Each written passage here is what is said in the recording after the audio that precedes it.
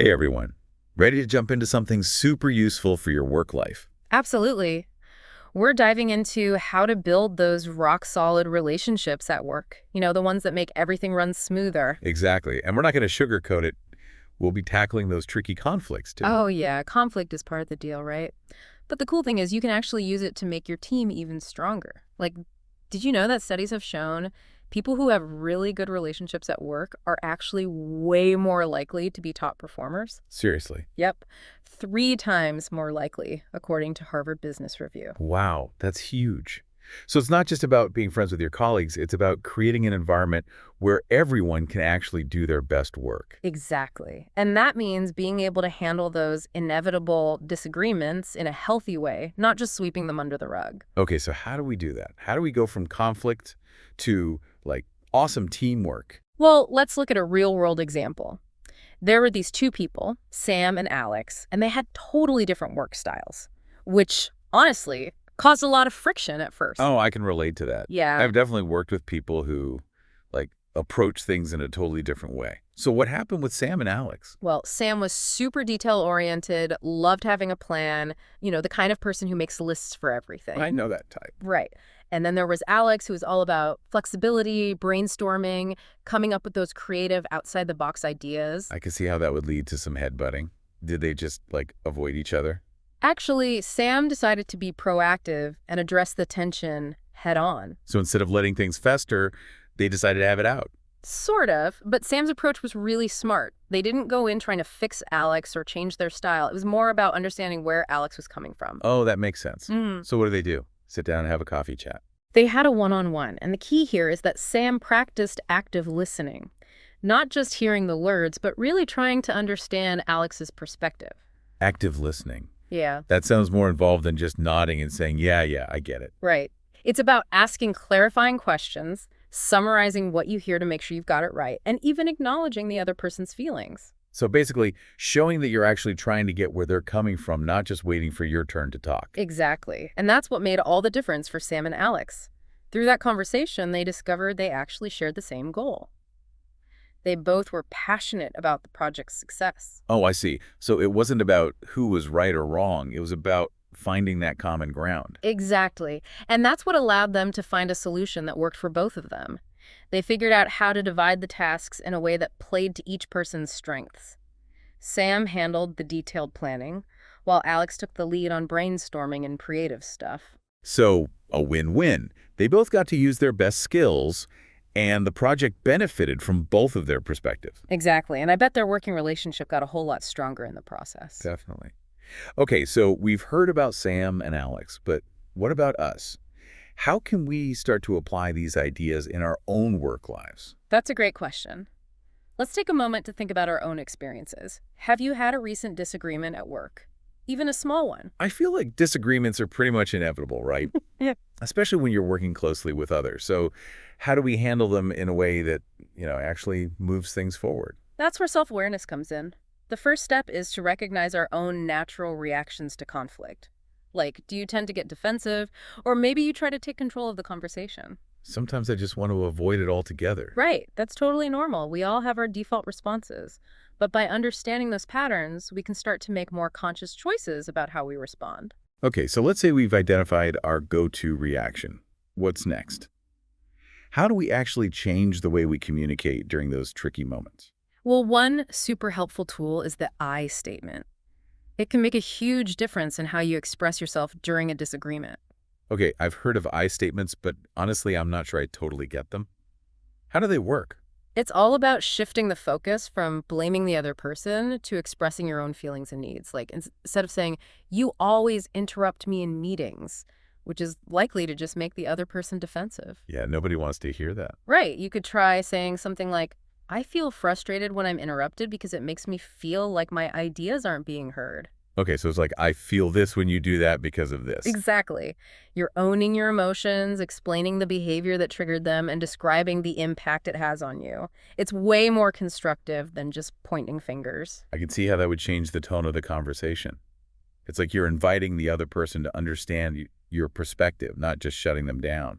Exactly. And that's what opens the door for real dialogue and problem solving. Okay, so we've got active listening, empathy, and I statements. It feels like we're building up quite a toolkit for handling those tricky situations, but there's got to be more, right? Oh, there's definitely more. Are you ready for some rapid fire tips? Bring it on. I love a good actionable tip. All right, let's kick it off with being proactive. Like addressing those little tensions before they turn into huge blowouts. Okay, so don't wait for things to explode. Makes sense. But how do you know when it's time to, actually step in?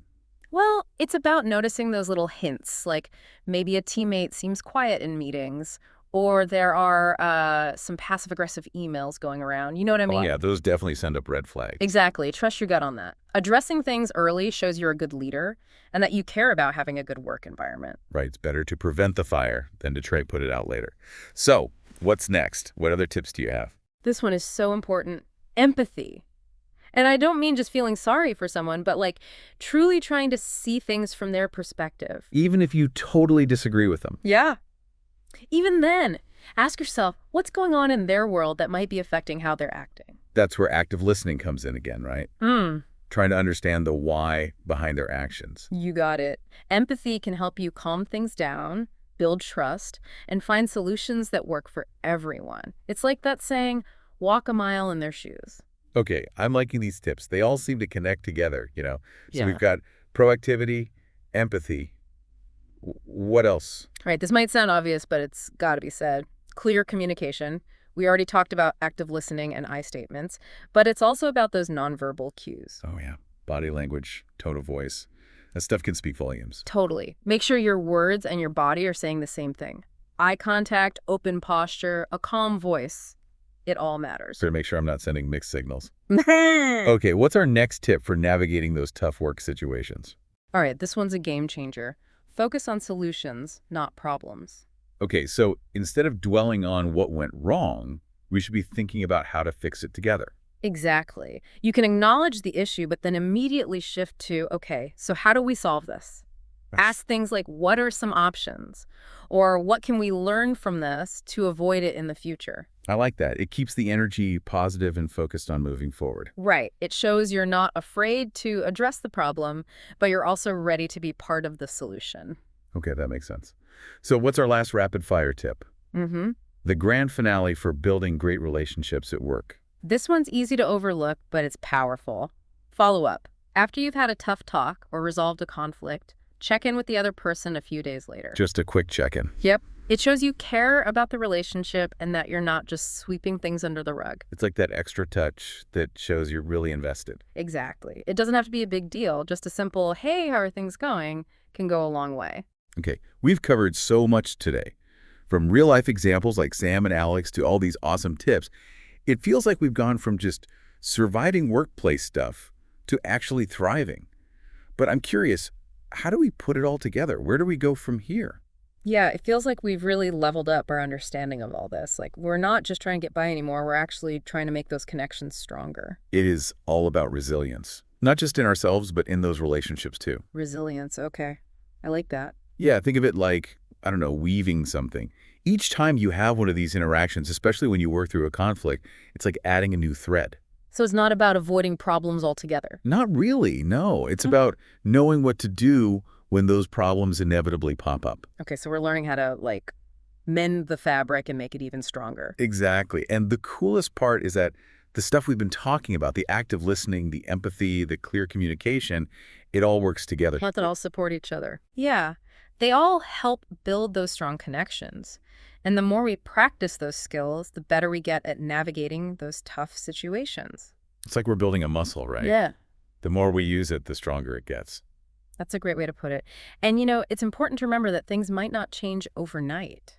So we shouldn't get discouraged if we try one of these tips and, everything isn't instantly perfect. Right. It's a process, Huh.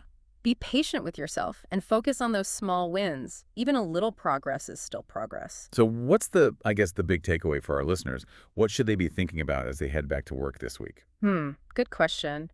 I think a helpful question to ask yourself is, what if you could only use one of these tips? Which one would make the biggest difference in your work life and why? That's a really good question to consider. It's not about trying to do everything at once. It's about figuring out what will be most helpful for you right now. Yeah, maybe you realize that active listening is the key to better teamwork. Or maybe you're ready to start addressing those little conflicts before they get out of hand. Whatever it is, take that one thing and try it out. Experiment and see what happens. Exactly. This whole deep dive wasn't just about giving you a bunch of information, it's about giving you the tools to make real changes in your work life. So go out there, try out these tips, see what works for you. Keep building those strong, resilient relationships. And hey, if you try something and it makes a difference, we'd love to hear about it. You can find us online or on social media. The links are in the show notes. Until next time, happy connecting. See ya.